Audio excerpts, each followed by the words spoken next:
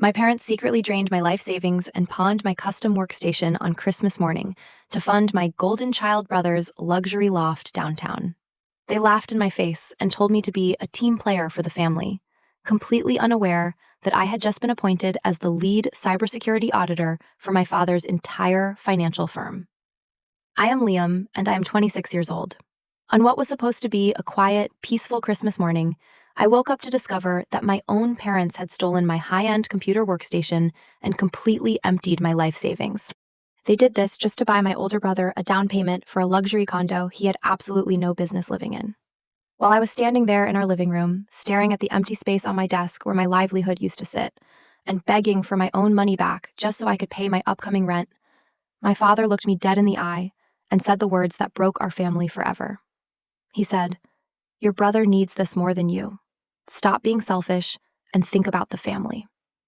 They literally laughed it off, completely dismissing my panic right in front of the twinkling Christmas tree.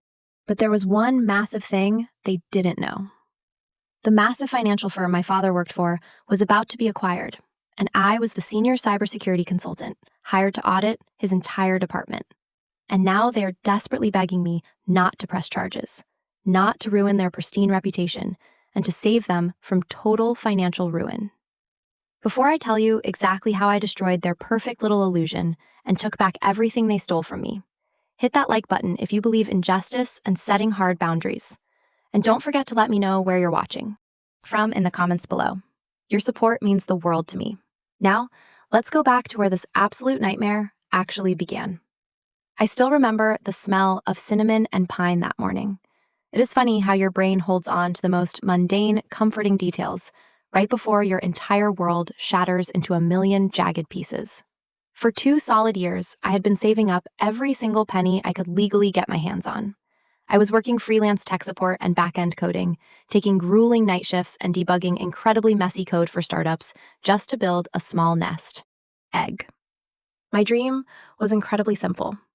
I wanted to move into a quiet apartment, get away from the constant, suffocating tension of my childhood home, and maybe just breathe for the first time in my entire life.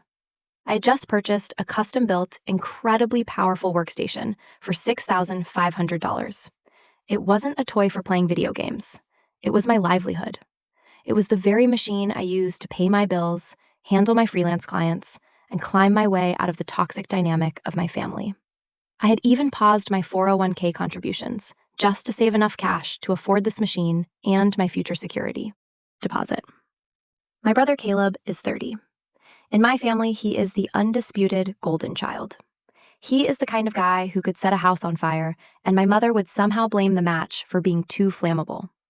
Growing up, absolutely everything revolved around his needs, his potential, and his future. I was just the backup plan. I was the quiet kid who never made trouble and therefore never required attention or resources. There was no college fund for me. Any money my parents managed to save went straight into Caleb's expensive private university tuition, which he ultimately dropped out of anyway, after 3 semesters of relentless partying. When he got a DUI at 22, my parents drained their emergency fund to hire an expensive lawyer to keep his record clean. When I needed braces in middle school, my mother told me to learn to smile with my mouth closed because they simply didn't have the budget. I was a textbook glass child. I was entirely transparent to them, unless they needed something from me. I walked downstairs that Christmas morning wearing my usual flannel pants and an oversized hoodie, expecting the standard fake holiday cheer. You know the drill. The forced smiles, the obligatory gift exchange of socks and gift cards, the tense breakfast where we all pretended we were a happy, functional family. Instead, I found my parents sitting rigidly at the kitchen table. They were fully dressed in their Sunday best, and there was a thick white envelope sitting directly in front of my father. He pointed to the chair across from him and told me to sit down, in a voice that left absolutely zero room for argument. My mother, Helen, reached across the wooden table and patted my arm with this sickly sweet, condescending look that I had grown to despise. She told me they had to make a very hard decision about family priorities over the last few days, and she hoped I would understand that it was all done out of love. My father, Thomas, pushed the envelope toward me. I opened it, my hands slightly shaking from the sudden shift in the atmosphere. Inside was a printed bank statement for my personal savings account, and a pawn shop receipt for my workstation. I stared at the papers, my brain entirely unable to process the math or the reality of what I was holding. My account, which had taken me 2 grueling years of 70-hour work weeks to build, was drained to zero. All $18,000 was gone. I looked up, my voice barely a whisper, and asked them why there were massive withdrawals on my account and where my computer was. My mother sighed heavily, rolling her eyes as if I were a toddler throwing a tantrum in a grocery store. She actually used her sweet sing-song voice to tell me that they had sold it. She explained that Caleb had found a beautiful luxury loft downtown, and he needed the down payment immediately to secure the real estate before someone else bought it. She told me that family helps family, and since I was living under their roof rent-free, it was my obligation to contribute to my brother's future. I asked them how they could possibly justify taking my property and my money without asking. I asked them how they got into my bank account. My father didn't even blink. He leaned forward, crossing his arms over his chest. He reminded me that my account was originally a joint student account he had opened for me when I was a teenager, and he had simply gone to the teller and transferred the funds out. He told me that Caleb's situation was serious, that he needed stability to start his life, and that my freelance hobby could wait. Then, my father pulled a second document from his leather portfolio. It was a lease agreement. He slid a pen across the table and tapped the signature line. He told me that because Caleb didn't have the credit score for the loft, and because I had meticulously built up excellent credit over the last 5 years, I needed to sign as his financial guarantor. He looked at me with pure, unadulterated disdain. He said if I couldn't support the family and sign that paper right this second, it was time I packed my bags, got out of his house, and found somewhere else to stay. I didn't yell. I didn't flip the kitchen table or scream at the top of my lungs. I just felt a cold, hollow emptiness spread from my stomach all the way up through my chest. I looked at the twinkling lights on the Christmas tree behind them. I looked at the neatly wrapped boxes that were mostly empty decorations meant to look good for the neighbors. And I realized they did not see me as a son.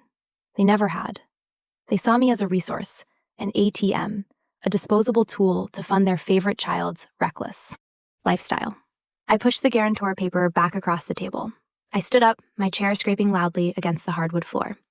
I told them I was leaving. My mother instantly gasped, clutching her chest and calling me dramatic. She started crying on cue, telling me I was ruining Christmas and breaking her heart. My father stood up, towering over me, and shouted that I needed to act like a man and take responsibility for my blood. I turned my back on them. I walked upstairs to my small bedroom, grabbed a single duffel bag, and packed a few days' worth of clothes, my phone charger, and my essential documents. I left my house keys on my empty desk, right next to a short, honest note. The note simply read, "You didn't just steal my money today. You lost your son. Do not ever contact me again." I didn't argue on the way out. I didn't plead for fairness. I just walked out the front door into the freezing, blinding snow.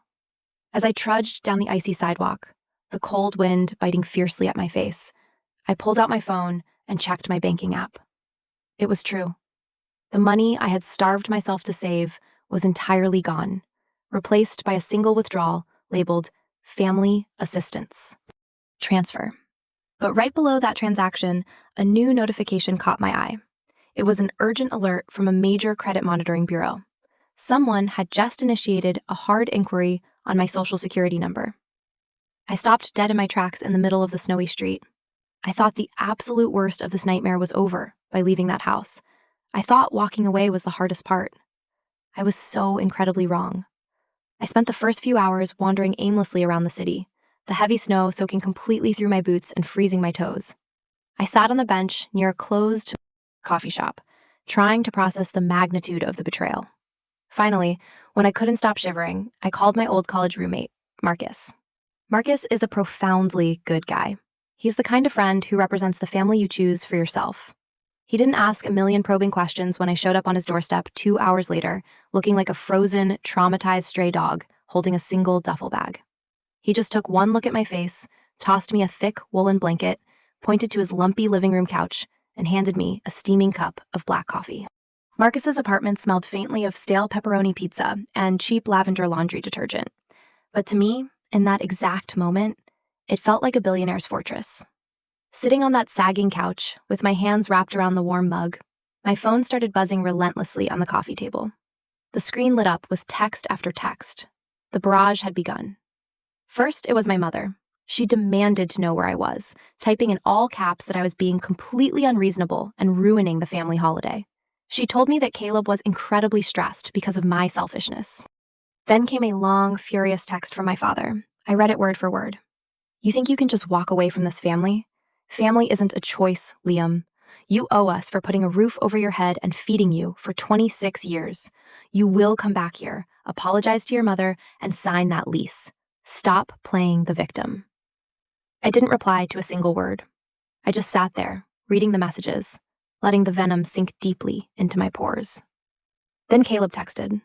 There was no apology, of course, just sheer, unadulterated entitlement. "You made Mom cry on Christmas over some stupid money. Grow up, Liam. I needed that down payment for my future. You'll make the money back eventually. Don't be such a cheapskate."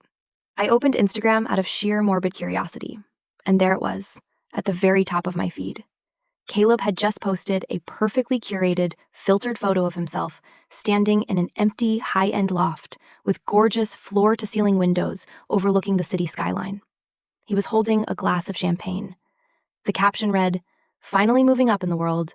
Couldn't have done it without my amazing family supporting my dreams. Hashtag family first, hashtag blessed, hashtag new beginnings." I stared at the hashtag family first. The hypocrisy was so thick, it actually made my stomach turn violently. I took a screenshot of the post. I didn't know exactly what I was going to do with it yet, but a quiet, methodical, and extremely cold part of my brain was waking up. I took screenshots of every single text message from my parents. I downloaded the official bank statements showing the exact timestamp of the withdrawal. I started building a secure digital folder on my phone. Later that afternoon, my phone rang again. It was Aunt Clara. Clara is my mother's older sister, and growing up, she always played the role of the sweet, caring aunt who baked sugar cookies and listened to everyone's problems. I answered the call, desperately hoping for just a shred of sanity or validation from an adult in my family. Her voice dripped with warm honey. "Liam, honey, I heard what happened with your parents. I am so terribly sorry. You must be freezing out there all by yourself.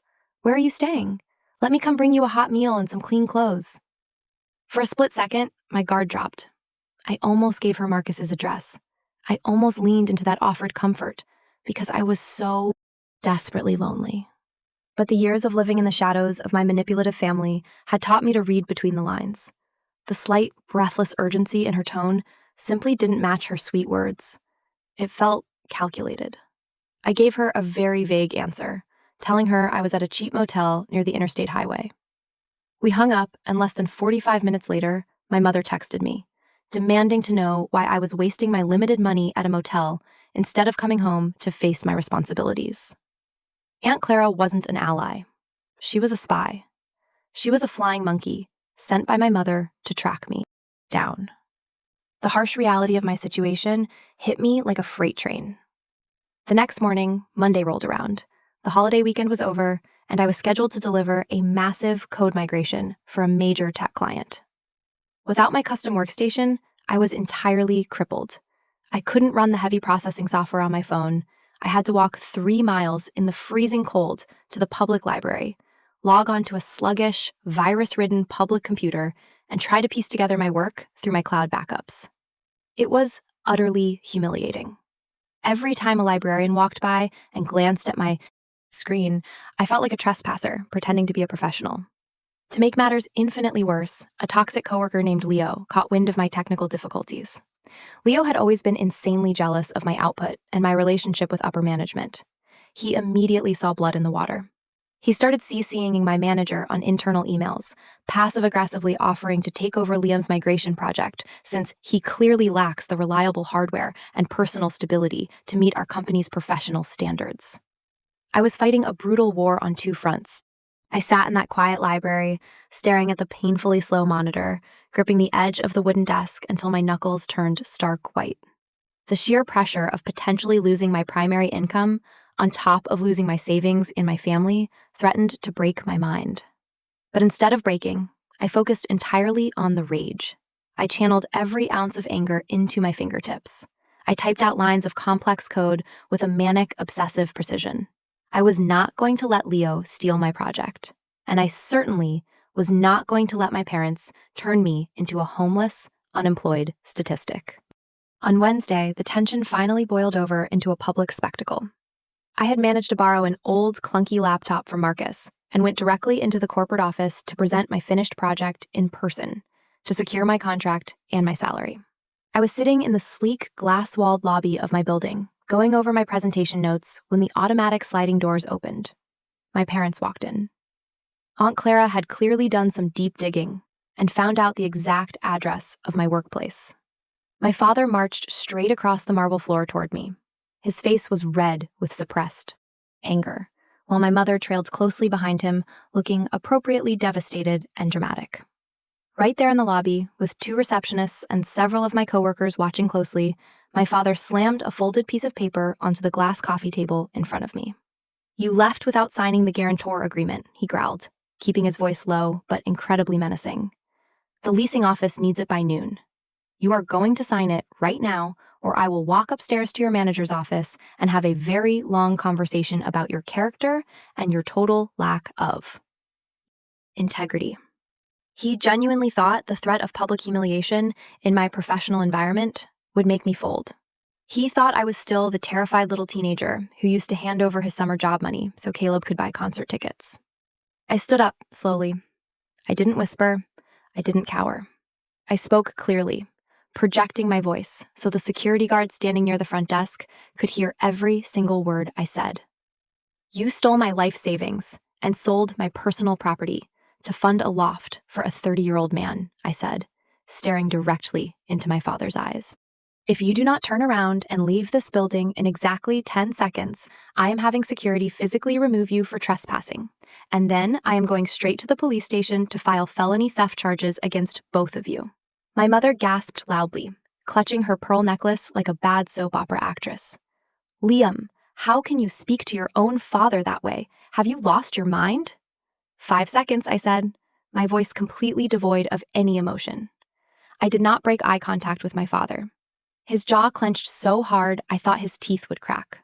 He saw the cold, dead, absolute look of finality in my eyes and realized the control he had wielded over me for 26 years was completely gone. He grabbed my mother's arm roughly, muttering that I was a massive disappointment and a disgrace to the family name, and they stormed out of the lobby through the sliding doors. I sat back down on the leather sofa, my heart hammering violently against my ribs. I had won the immediate battle, and I had protected my job, but I knew the war was just starting. I opened Marcus's borrowed laptop to calm my nerves, clicking into my personal email to check for client messages. Sitting at the very top of my inbox was an automated message from a luxury car dealership. The subject line read, "Congratulations on your new Mercedes AMG." I stared at the screen, the blood draining completely from my face, my vision blurring at the edges. My parents hadn't just stolen my savings. They had stolen my entire identity. The moment I saw that email subject line, the air in the corporate lobby felt entirely too thick to breathe. A Mercedes AMG. The sticker price on one of those luxury vehicles is easily over $120,000. It's enough to buy a nice house in some states. I grabbed my phone and stepped outside into the freezing courtyard, my hands shaking so violently I could barely unlock the screen. I dialed the phone number listed in the email footer for the dealership's finance department. The phone rang 3 times before a woman named Chloe answered. I kept my voice incredibly level, fighting down the massive wave of panic rising in my throat. I told her my name was Liam, I provided my email address, and I explained that I had just received a confirmation email about a vehicle purchase that I absolutely did not authorize. Chloe sounded confused at first, then slightly defensive, as if I were a buyer suffering from sudden buyer's remorse. I heard the clicking of her keyboard as she pulled up the digital file. "Sir, the finance application was submitted online 3 days ago. It was immediately approved based on your excellent credit score and your income verification. We have high-resolution copies of your social security card and your driver's license on file. The vehicle was finalized and picked up yesterday evening." "Who physically picked it up?" I demanded, the horrifying pieces falling into place with terrifying speed. "Let me check the delivery release form," Chloe said, the typing echoing sharply in my ear. "It says Caleb.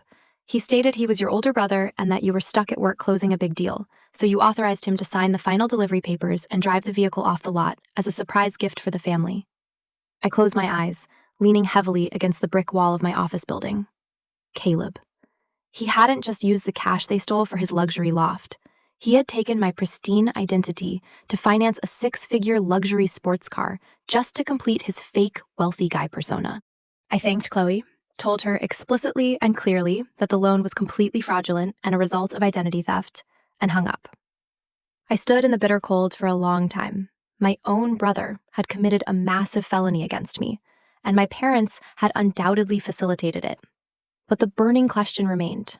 How on earth did he get my physical social security card? I always kept it locked inside a small, heavy, fireproof safe hidden in the back of my closet at my parents' house. The only person on the planet who knew where I hid the tiny spare key for that safe was Aunt Clara. She had helped me move my furniture a year ago and saw me put the key taped under a specific desk drawer. I needed solid proof. I couldn't just throw wild accusations around, not with a $120,000 liability hanging over my head. I needed irrefutable, undeniable evidence. I decided to set a trap. I called Aunt Clara back later that evening. I purposefully made my voice sound exhausted, defeated, and on the verge of tears. I told her I had moved from the motel and was now staying at a specific apartment complex on the far north side of town, a complex I had absolutely zero connection to. I told her I was scared, that my credit was acting weird, and I didn't know what to do about the guarantor papers. She cooed over the phone, telling me everything would be okay, promising that family always forgives, and swearing to keep my location a total secret from my parents. 2 hours later, I drove Marcus's beat-up sedan to that exact apartment complex and parked across the street, hiding in the dark shadows of the parking lot. Sure enough, 40 minutes later, my father's familiar silver SUV pulled aggressively into the lot. My mother and father got out, marching up to the leasing office window, aggressively demanding to know which unit I was in. I recorded a crystal-clear video of them from the dark cabin of the car. Aunt Clara was officially a traitor. She had handed over my fake location instantly, and I had absolutely no doubt she had handed over the location of the spare key to my safe, so Caleb could steal my social security card. I added the video to my digital folder. The dossier was growing rapidly, but I needed the final nail in the coffin regarding the Mercedes. The next morning, I took the city bus out to my old neighborhood. I felt like a ghost haunting my own past life. I walked directly up to the pristine house of Mrs. Gable, our elderly next-door neighbor. Mrs. Gable was the undisputed gossip queen of the subdivision. Nothing happened on our street without her documenting it, discussing it, and spreading it. I knocked on her front door, and when she saw me, her face lit up like a Christmas tree. "Liam, oh, it is so incredibly wonderful to see you," she beamed, pulling me inside her warm, floral-scented living room. "Your father has just been bragging about you nonstop to anyone who will listen. You are such a generous young man." I forced a polite smile, my stomach twisting into violent knots. "What exactly has he been saying, Mrs. Gable?" She chuckled, pouring me a cup of hot tea. "Oh, he told the whole neighborhood association at the meeting how amazingly well you're doing in the tech industry. He said you got a massive bonus and bought your brother that gorgeous new Mercedes as a housewarming gift for his new loft. He even showed it off in the driveway yesterday to Mr. Peterson." "Did he?" I said, keeping my voice perfectly steady, acting mildly surprised. "You know, I actually lost my phone recently and lost all the pictures of the car being delivered to the house. By any chance, did your security cameras catch the delivery?" Mrs. Gable waved her hand dismissively. "Oh, honey, my Ring camera catches absolutely everything." She pulled up the security app on her iPad and scrolled back to yesterday. There it was, in crisp, high-definition video. Caleb pulling smoothly into the driveway in a gleaming, brand-new, black Mercedes AMG. My father walking out the front door, puffing out his chest with pride, shaking Caleb's hand, and loudly declaring to Mr. Peterson across the street, "My youngest boy bought it for him. Kid makes too much money for his own good." I asked Mrs. Gable to email me the video clip right then and there, pretending I wanted it for a digital family scrapbook to surprise my dad later.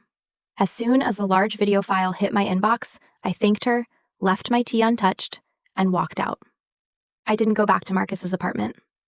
I walked straight downtown to the local police precinct. I sat in a hard, uncomfortable plastic chair in the waiting room for 2 hours until a fraud detective finally called me to his messy desk. I didn't cry. I didn't act hysterical. I simply opened my laptop and presented him with the dossier. I showed him the bank transfers exactly matching the loft down payment amount. I showed him the forged guarantor lease my father tried to force me to sign. I showed him the fraudulent Mercedes loan application, the email correspondence from Chloe at the dealership, and finally, the undeniable video of my father bragging about the car I supposedly bought. I filed a comprehensive police report for grand theft and felony identity fraud, explicitly naming my brother Caleb, my father Thomas, and my mother Helen as conspirators. The detective looked at me, a mixture of deep pity and intense respect in his tired eyes. He gave me an official case number, a copy of the report, and told me to lock down my credit with all 3 bureaus immediately. Walking out of that precinct, the icy wind hitting my face, I felt the heavy, suffocating burden of victimhood fall completely off my shoulders. I was no longer their punching bag. I was the architect of their impending ruin. With the police report officially filed and in my hands, I knew I needed serious legal firepower to protect myself from the financial fallout. Marcus, seeing how methodically I was handling the situation, introduced me to his uncle, Mr. Vance. Mr. Vance was a seasoned, highly respected attorney who specialized in complex financial disputes, fraud, and family law. He was a no-nonsense man in his late 60s who wore tailored suits and spoke with a calm, intimidating authority. I sat in his mahogany-paneled office, handed over a printed copy of the dossier, and watched as he reviewed the documents with clinical precision. When he finished, he took off his glasses and looked at me. We weren't just going to dispute the fraudulent charges with the credit bureaus. We were going to file a civil lawsuit against my parents and my brother for the stolen funds, emotional distress, and punitive damages. This maneuver would effectively freeze their assets the moment the suit went public. He also guided me through placing hard fraud alerts and total credit freezes on all 3 major credit bureaus. No one would ever be able to open a piece of mail in my name again, let alone buy a luxury car. Meanwhile, I stayed in close daily contact with Chloe at the dealership. Once she saw the official police report case number, her attitude completely shifted from defensive corporate employee to a highly cooperative ally. She was furious that her dealership had been blatantly used to facilitate a felony fraud case. We coordinated our moves quietly. The dealership's legal team began the internal process to flag the vehicle for immediate repossession due to fraudulent financing, but we kept it entirely silent. Caleb was driving around town, revving the engine of a stolen luxury car, completely oblivious to the massive legal crosshairs locked directly onto the back of his head. With the legal traps fully set and waiting to snap shut, I threw myself entirely back into my career. I delivered the massive code migration project for our client flawlessly. Leo, the incredibly toxic coworker who had tried to sabotage me while I was working at the public library, attempted to take credit for the back-end architecture during the final executive presentation. However, my code was heavily watermarked, and my documentation was so thoroughly detailed that he ended up looking completely incompetent and foolish in front of the entire executive leadership team. Sarah, the CEO of the tech firm, noticed everything. She is a sharp, brilliant, elegantly dressed woman who commands total respect just by walking into a room. She called me into her massive corner office later that week. Liam, the resilience you showed on this project under what I understand to be very difficult personal circumstances is truly remarkable, she said, leaning across her massive glass desk and steepling her fingers. I have officially fired Leo. We do not tolerate vultures in this company. Furthermore, I am promoting you to senior cybersecurity consultant, effective immediately. I have a massive, highly confidential project coming up, a pre-acquisition audit. I need someone meticulous, someone who doesn't miss a single detail. I accepted the promotion on the spot. A massive salary bump, a senior title change, and my own office. The universe was finally, beautifully balancing the scales. But the real earth-shattering shock came when Sarah handed me the thick, confidential dossier for the company we were acquiring. I looked at the embossed logo on the heavy folder, and my heart literally stopped beating for a second. It was Apex Wealth Management, the exact firm where my father worked as a regional director. We are doing a total, uncompromising sweep of their internal systems, auditing every single department head for financial compliance before the merger goes public, Sarah explained calmly. You will have full, unrestricted administrative access to their records, expense accounts, and client portfolios. I walked out of her office holding the folder, a slow, dangerous, and incredibly cold smile spreading across my face. I had the power to audit my father's entire career.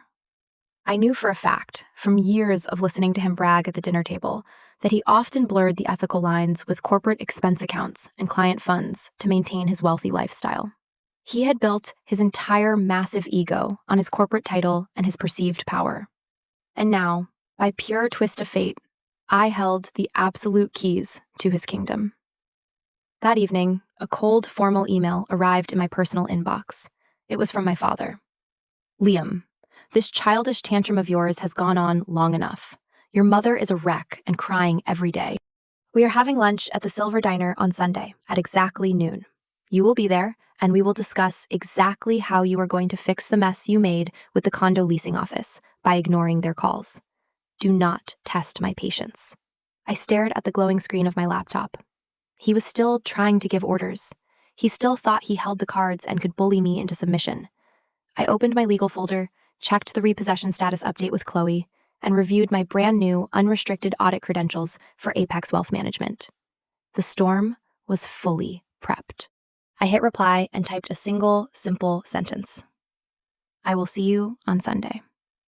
I closed my laptop and looked out the window at the falling snow. I thought about what was coming. I thought about the look that would be on their faces when the illusion they built on my back finally shattered into pieces. I was stepping directly into the eye of the storm. But for the first time in my entire life, I wasn't afraid of the thunder. I was the one bringing the lightning. Sunday arrived with a bitter, biting cold that seemed to seep right through the soles of my shoes and settle deep into my bones.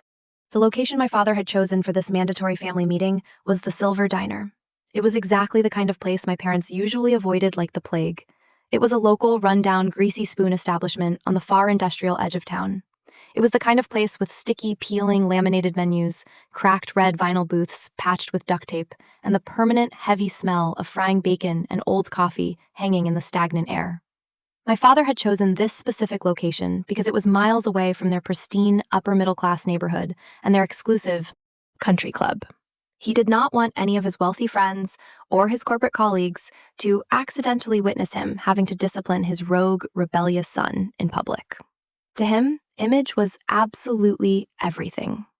I arrived a full 45 minutes early. I wanted to completely control the environment. I sat in a large corner booth facing the front door, a heavy ceramic mug of black coffee growing cold on the table in front of me. Placed neatly on the scratched Formica table was my genuine leather briefcase. Inside that briefcase were the physical copies of the dossier, my newly minted senior cybersecurity consultant business cards, and the preliminary, highly confidential audit files for Apex Wealth Management. I watched the snow flurry aggressively outside the large glass window, feeling an absolute icy calm wash over my entire nervous system. I was no longer the scared, desperate, financially ruined kid they had kicked out into the snow on Christmas morning. I was a grown man, holding a loaded, legal and professional weapon, just patiently waiting for them to blindly walk right into the crosshairs. Promptly at noon, the heavy glass door of the diner swung open, rattling the small brass bell attached to the frame. They walked in like they owned the entire building. My father, Thomas, was leading the pack, wearing his tailored charcoal wool overcoat and an expensive imported cashmere scarf. His posture was rigid, projecting that exact same authoritarian aura he used to terrify his subordinates at the financial firm. My mother, Helen, followed closely behind him, clutching a highly recognizable designer handbag like a shield, and wearing a look of practiced, long-suffering martyrdom. And then there was Caleb. My older brother sauntered into the dingy diner wearing a brand new leather bomber jacket that easily cost over $1,000. He was sporting a fresh, expensive haircut and a smug, completely untouchable grin that made my blood boil. He looked like a guy who had just won the lottery, which, in a very real, very criminal way, he actually had. They spotted me sitting in the corner booth and marched over in a unified, aggressive formation. None of them said a simple hello. None of them asked how I was doing. They just slid into the booth opposite me, immediately crowding the space, throwing their expensive coats over the vinyl seats and actively trying to establish physical and psychological dominance. My father did not even bother taking off his scarf. He leaned heavily across the table, invading my personal space, and lowered his voice into that dangerous, gravelly tone he used right before a major, earth-shattering explosion in our household. "I hope you are ready to stop playing these ridiculous, childish games today, Liam," he began, tapping his heavy gold wedding band hard against the tabletop. I spent the entire morning fielding increasingly aggressive phone calls from the leasing office at Caleb's new luxury loft. They claim you have not answered a single one of their emails regarding the guarantor verification process. You are making your brother look incredibly unprofessional in front of high net worth individuals, and you are embarrassing this family name. I will not tolerate this insubordination for another second. I just looked at him. I did not flinch. I did not look down at my hands the way I used to when I was a terrified teenager trying to avoid his wrath. I met his cold eyes, and I held his gaze with a terrifying intensity of my own. "I did not answer their emails because I did not sign that lease," I said, my voice perfectly level and entirely devoid of fear. "I told you that on Christmas morning, before you kicked me out of my own home." My mother let out a dramatic, breathy sigh, reaching across the table to try and grab my hand. I pulled my hand back, sharply, pulling it entirely out of her reach. She looked highly offended, her eyes watering instantly on command. "Liam, honey, please," she begged, her voice dripping with artificial sweetness. "Stop this terrible nonsense right now. You are tearing our beautiful family apart over a simple misunderstanding. Your brother needs to move his custom furniture into the unit by Tuesday morning. We used your little freelance money to secure the unit, but the landlord is demanding the final guarantor signature by the end of business today. You know your father and I do not have the liquid credit right now because of the expensive holidays and the property taxes. You are his brother. You share the same blood. You owe him this support. Do not be so greedy." "I owe him absolutely nothing," I said, my voice completely flat, rejecting her emotional manipulation entirely. "You stole my professional workstation. You drained my entire life savings account. You took 24 months of my blood, sweat, tears, and sleep deprivation so your favorite child could pretend to be a big shot in a luxury building he has absolutely no business living in." Caleb scoffed loudly, leaning back in the booth and crossing his arms defensively. He looked at me like I was a piece of garbage, stuck to the bottom of his designer shoe. "Oh, boo-hoo, Liam," Caleb sneered, rolling his eyes to the ceiling. "You lost a stupid, nerdy computer and a few grand in cash. You can literally just write some more boring code and make it back in a month or two. You have zero overhead. You live like a monk anyway. I actually have a vibrant social life. I have a professional image to maintain. I need that loft for networking with real estate developers and investors. You just sit in a dark room all day. You do not need that kind of money." He reached into the deep pocket of his expensive new leather jacket and pulled out a heavy ring of keys.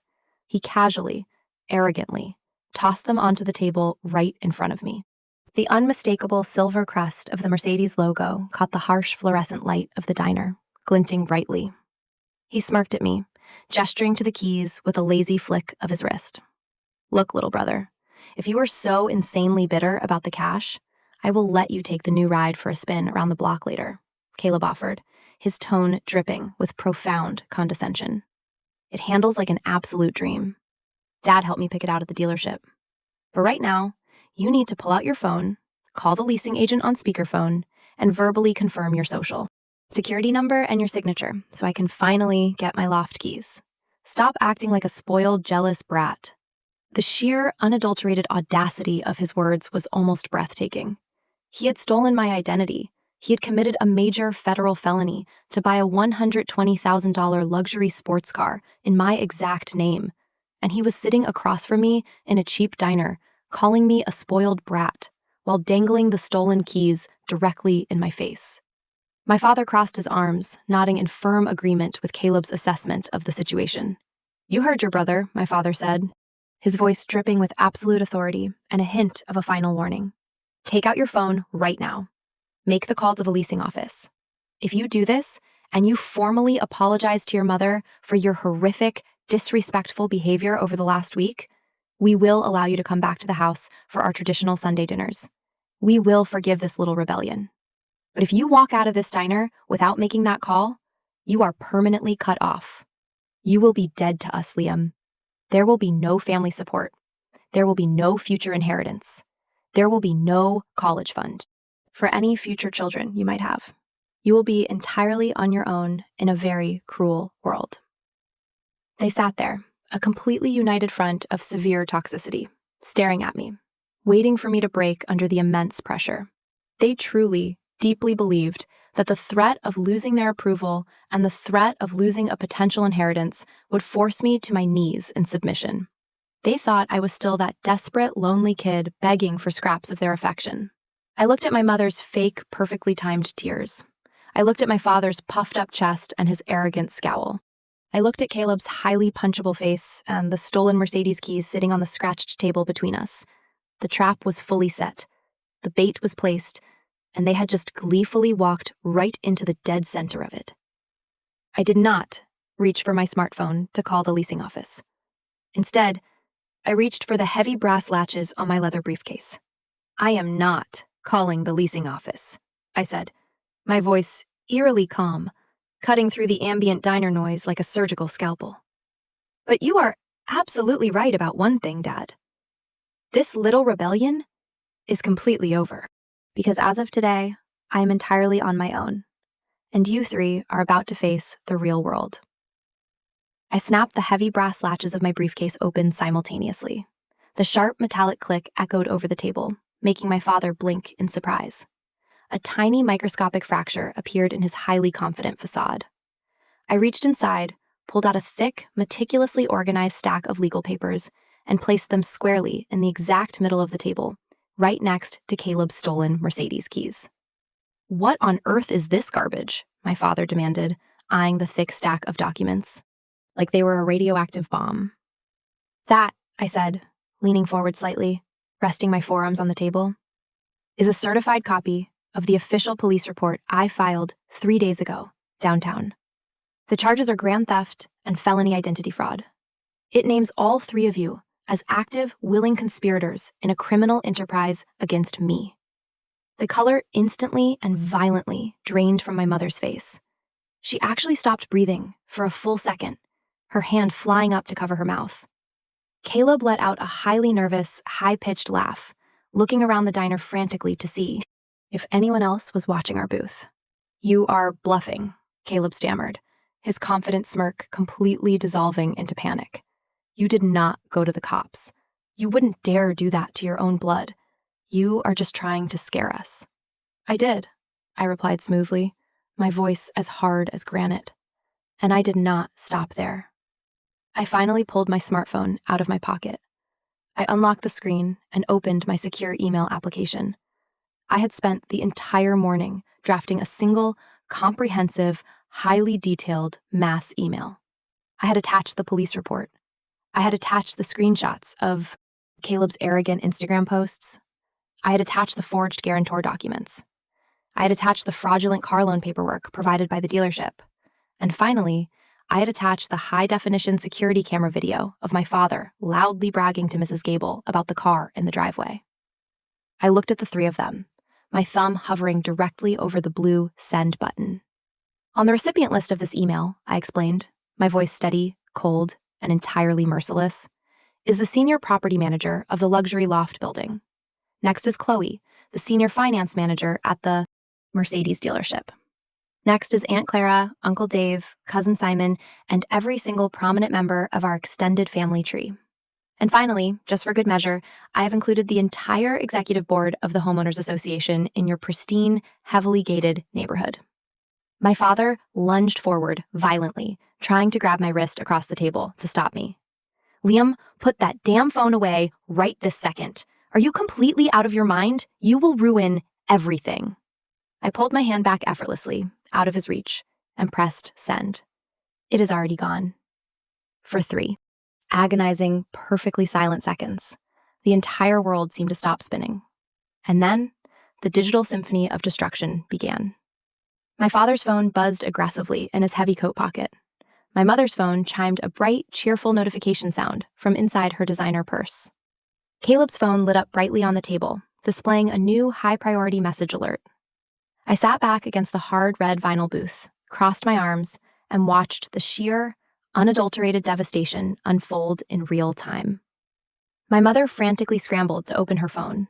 Her eyes rapidly scanned the glowing screen, reading the comprehensive email I had just blasted to everyone she knew and cared about impressing. A choked, horrifying sob escaped her throat. "Oh my God," she whispered, her hands shaking so violently she almost dropped the device. Aunt Clara just replied. She copied the whole family on her response. She's saying we are criminals and we belong in federal jail.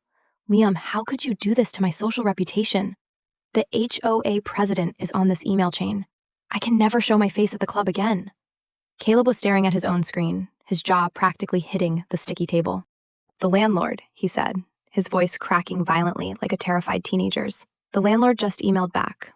They are formally voiding the lease immediately due to confirmed fraudulent activity. They are keeping the down payment pending an active police investigation. I have nowhere to live. My stuff is sitting in moving trucks outside the building right now. My father completely ignored his buzzing phone. His face had turned a dangerous, alarming shade of deep purple. The thick veins in his neck and forehead were bulging against his skin. He was absolutely furious, pushed completely past the point of rational thought. He slammed both his heavy fists down on the diner table, rattling the coffee mugs and making the silverware jump. "You vindictive, ungrateful, psychotic little piece of trash," my father hissed, spitting the venomous words directly at me. "You think you can destroy this family and just walk away scot-free? You think a flimsy police report makes you invincible? I know highly influential people, Liam. I am a regional director at a major financial institution. I know exactly what tech firm you contract for. I will call your senior manager tomorrow morning at 9 a.m. sharp. I will personally ensure that your reputation in the technology industry is completely and utterly obliterated.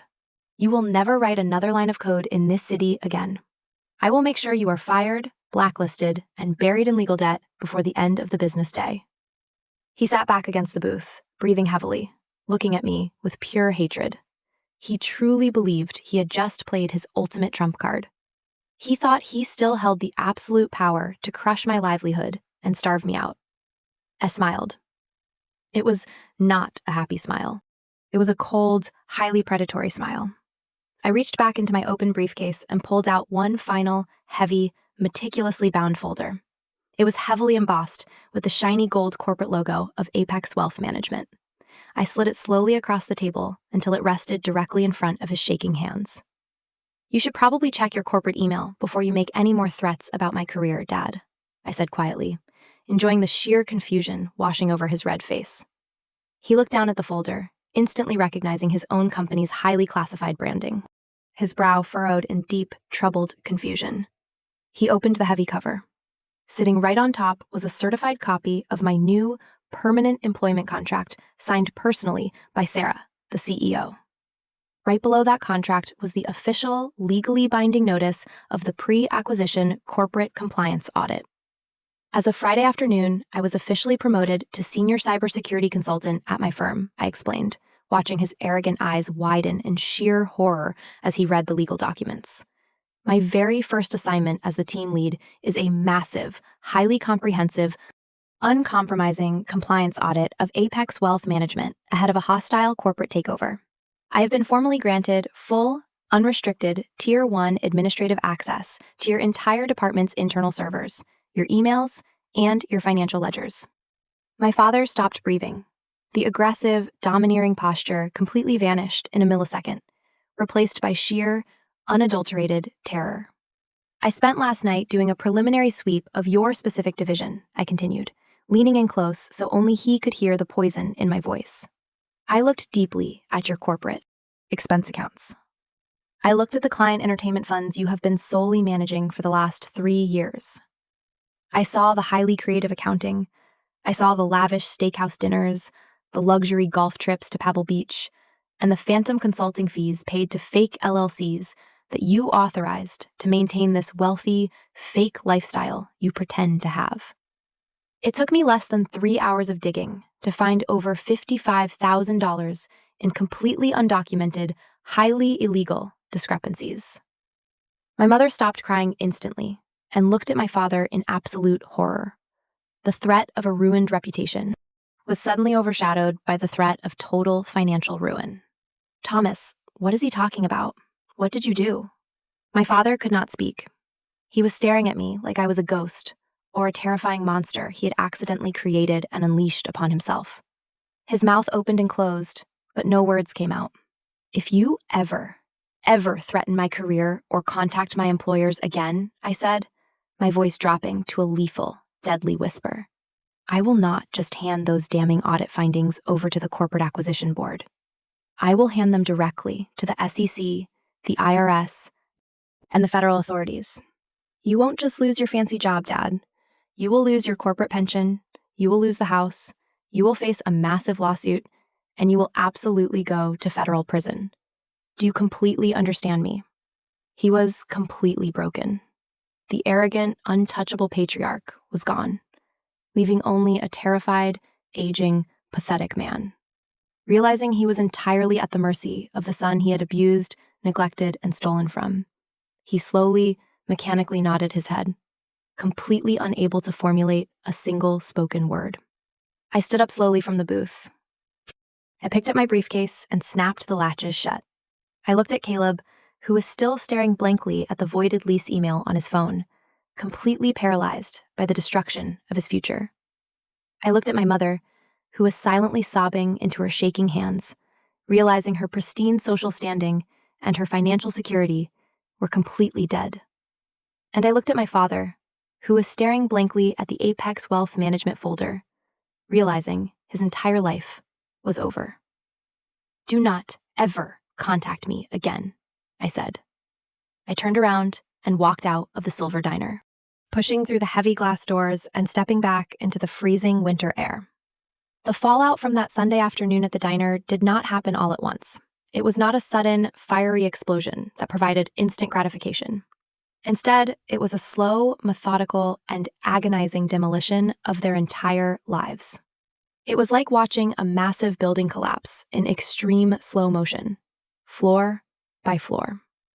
I didn't have to lift another finger. I just sat back in my new comfortable office, drank my expensive coffee, and let the severe consequences of their own criminal actions do all the work. Heavy lifting. The very next morning, the Mercedes dealership made their highly anticipated move. Because of the official police report I filed regarding the stolen Social Security number, Chloe's aggressive finance department officially classified the massive auto loan as fraudulent. They initiated an immediate, highly aggressive repossession order. Caleb, in his infinite arrogance, had parked the gleaming six-figure sports car right in the center of the driveway of my parents' house, practically begging the entire suburban neighborhood to admire his fake wealth. According to Mrs. Gable, who gleefully updated me via a highly detailed phone call later that afternoon, a massive, heavy-duty commercial tow truck pulled into the quiet, pristine subdivision at exactly 10 o'clock in the morning. The tow truck driver did not knock politely on the front door to ask for the keys. He simply backed his massive rig up the driveway, hooked the heavy steel chains directly to the front axle of the Mercedes, and started the loud, whining hydraulic winch. Caleb came sprinting out of the front door, wearing nothing but a silk bathrobe and socks, screaming at the top of his lungs. He literally threw his entire body onto the hood of the car, crying hysterically and demanding the driver stop stealing his property.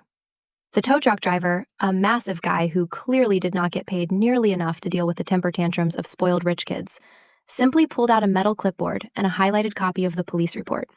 He announced, loudly enough for Mrs. Gable and at least 3 other nosy neighbors standing on their porches to hear every single word, that the vehicle was being officially seized due to felony identity fraud and grand theft auto.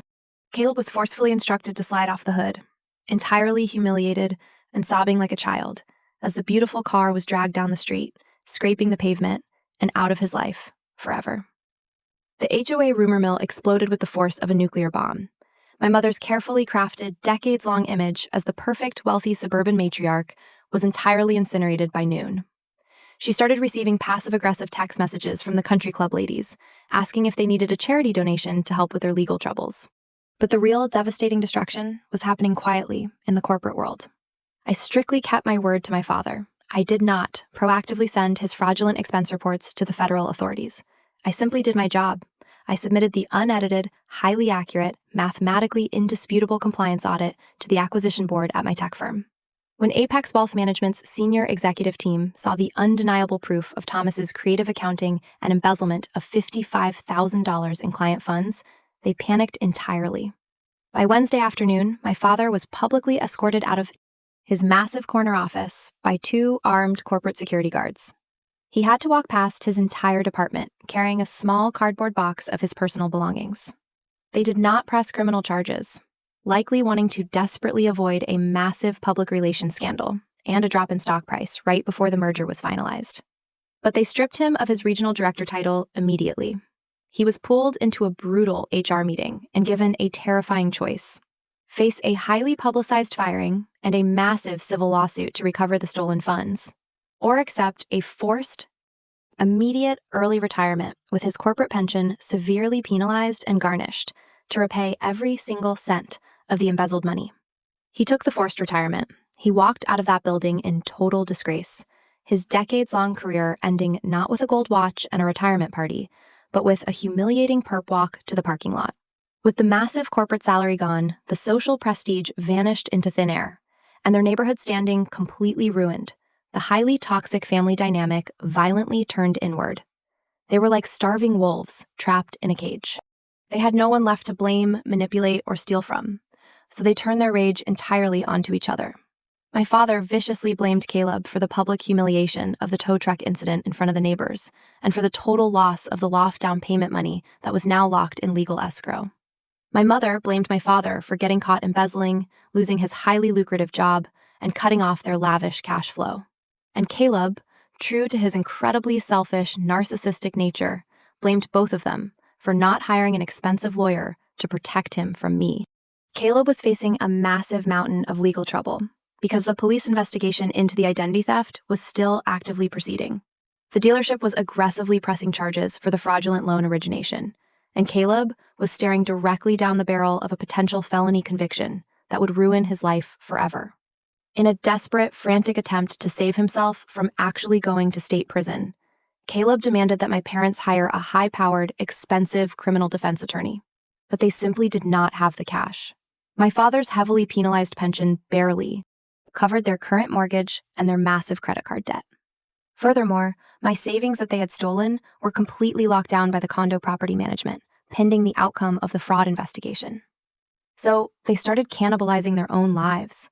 I heard through the family grapevine that they were forced to sell my mother's expensive jewelry, her designer handbags, and my father's prized country club golf memberships on the internet just to keep the lights on and pay the massive initial retainer for Caleb's lawyer.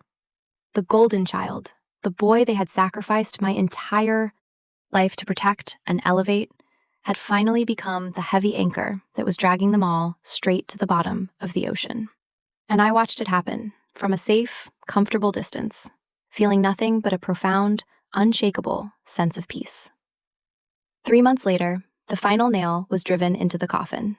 I walked into the county courthouse, wearing a sharp, tailored, expensive suit that I had bought with my own hard-earned bonus. Mr. Vance, my incredibly sharp attorney, walked right beside me, holding a thick leather briefcase filled with undeniable proof. We were there for the civil lawsuit against my parents and Caleb. It was a civil damages hearing primarily focused on recovering the exact monetary value of my stolen savings account, the custom workstation they had pawned, and the legal fees I had incurred trying to clean up the identity theft mess they created. They were already sitting at the defendant's table when I walked into the courtroom. They looked absolutely terrible. The stress had eaten them alive. My father had seemingly aged 10 years in just 3 months. His previously rigid posture was slumped and defeated, and he was wearing an old, outdated suit that no longer fit his rapidly shrinking frame. My mother looked frail and exhausted, her dark roots showing through her previously perfect blonde hair, her designer purse replaced by a cheap, worn-out canvas tote bag. Caleb sat between them, refusing to make eye contact with anyone, violently bouncing his leg up and down in pure, unadulterated anxiety. The judge overseeing the case was a stern, no-nonsense woman with zero tolerance for manipulative family drama. She meticulously reviewed the mountain of irrefutable evidence Mr. Vance provided. She looked closely at the bank, transfer timestamps matching the exact hour they kicked me out. She reviewed the pawn shop receipts bearing my father's signature. She read the detailed police reports regarding the identity theft and the fraudulent Mercedes loan. It was a completely open and shut case. When my father desperately tried to stand up and argue to the judge that the stolen money was simply taken as retroactive rent for me living in their house as an adult, the judge slammed her heavy wooden gavel down so hard it echoed loudly through the silent courtroom. She absolutely berated him. She stated clearly on the legal record that stealing a child's life savings to fund another adult's lavish lifestyle was not just morally bankrupt, but entirely legally indefensible. She ordered them to repay the entire $18,000 immediately, plus the $6,500 for the computer, plus all of my attorney fees, plus severe punitive damages for the emotional distress and the damage to my credit score. As we walked out of the courtroom, victorious and legally vindicated, my father stopped me in the long marble hallway. He looked small, broken, and incredibly desperate. The man who had terrorized me my entire life was reduced to begging. "Liam," he rasped, his voice trembling with unshed tears. "We have to take out a massive second mortgage on the house just to pay the civil judgment and keep Caleb's criminal defense lawyer on retainer to keep him out of prison. Please, I am begging you as your father. You've made your point. You've ruined us completely. Drop the civil judgment. Show some mercy." I looked at him, searching my soul for even a shred of pity, and found absolutely nothing. The well was completely dry. "I didn't ruin you," I said calmly, my voice echoing slightly in the hallway. "You ruined yourselves the morning you decided my future was entirely expendable. I just stopped letting you use my back as a stepping stone. Pay the judgment within 30 days, or Mr. Vance will place a legal lien on your house and force a sale." I turned around and walked away, leaving them standing there in the cold marble hallway, completely, utterly alone. A few weeks later, the ultimate horrifying truth about the Golden Child finally came to light. Aunt Clara, desperate to get back into my good graces and secure an invitation to my new life, left a rambling, frantic voicemail on my phone. She revealed a secret that blew my mind. She said that Caleb hadn't just asked my parents to take out a second mortgage. When the local bank denied my father's loan application because of his forced retirement, his lack of income, and his ruined credit, Caleb panicked. Behind their backs, he stole their personal information. He forged their signatures on a series of highly predatory, massive, high-interest title loans, using the equity of their pristine suburban house as collateral. The Golden Boy had literally stolen the roof over their heads to pay for his own criminal defense lawyer, and to keep himself out of jail. He had done to them exactly what they had allowed him to do to me. I didn't call Aunt Clara back. I simply deleted the voicemail and blocked her number. It wasn't my circus, and they were no longer my monkeys. With a massive settlement check deposited safely into my new, highly secure bank account, I finally achieved my simple, beautiful dream. I moved into a stunning, quiet, high-rise luxury apartment in the city. Entirely funded by my own hard work, my legal victory, and the massive promotion I earned at the tech firm, I bought a brand new, even more powerful workstation. I adopted a rescue dog, a goofy golden retriever mix named Buster, who greets me at the door every single day with the kind of pure, unconditional love I never once experienced growing up. A full year passed. The seasons changed, the snow melted, and the memories of that horrific Christmas morning began to fade into a distant, dull ache. I was thriving as a senior executive at Apex Wealth Management's parent company, building a vibrant, healthy life filled with a chosen family, like Marcus, my brilliant lawyer, Mr. Vance, and my mentor, Sarah. One quiet evening, I received a handwritten letter in my secure P.O. box. The return address was a small, cheap apartment complex, miles away from my parents' old, wealthy neighborhood. I recognized the cursive handwriting immediately. It was from my mother. I opened it slowly, sitting at my kitchen island. The handwriting was incredibly shaky, stained with what looked like dried teardrops. "Liam," it read, "I know you absolutely do not want to hear from me. We lost the house. The bank foreclosed after Caleb took out those terrible loans in our name. Your father is working as a night security guard at a distribution warehouse, just to pay for groceries. Caleb moved to another state to avoid his probation officer, and he won't return any of our calls. I sit in this tiny, dark apartment every single day and think about the Christmas we threw you away for him. I am so incredibly sorry. We broke our family, trying to save a boy who didn't care about us at all. I don't expect forgiveness. I just hope you have a good life. I read the letter twice. I didn't feel a massive surge of triumph, and I didn't feel a desperate, codependent need to rescue them from the poverty they created. I felt a profound, quiet, and absolute closure. I folded the letter, walked over to my home office, placed it in the paper shredder, and watched the sad words turn into meaningless confetti. I learned a massive lesson that day. Forgiveness does not mean allowing toxic, abusive people back into your life. It simply means letting go of the anger so you can finally live in peace. Later that week, during the first real snowfall of the new winter, I was driving my own car, a modest, highly reliable sedan I bought entirely with cash, and I found myself taking a slight detour past my old childhood neighborhood. I drove slowly past the house. The pristine lawn was completely dead and covered in dirty snow. A massive, ugly, bank-owned foreclosure sign was hammered aggressively into the front yard. The windows were dark and lifeless. The house where I had been ignored, manipulated, and robbed was completely empty. I pulled over to the curb for just a moment, watching the snow fall on the roof. I didn't feel sadness.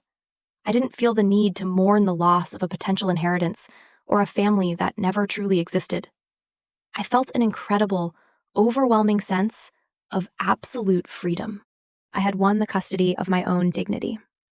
I put the car in drive, turned the heater up, and drove away without looking in the rearview mirror. I was finally going home.